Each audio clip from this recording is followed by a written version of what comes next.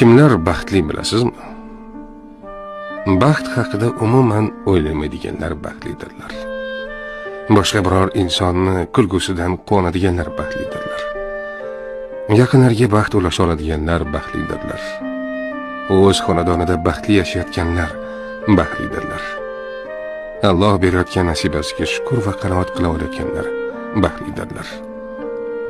Boy bo'lish uchun emas, baxtli yashash uchun intilayotganlar baxtlidirlar. Ota-onasi hayotligida ularni rozi qilayotganlar baxtlidirlar.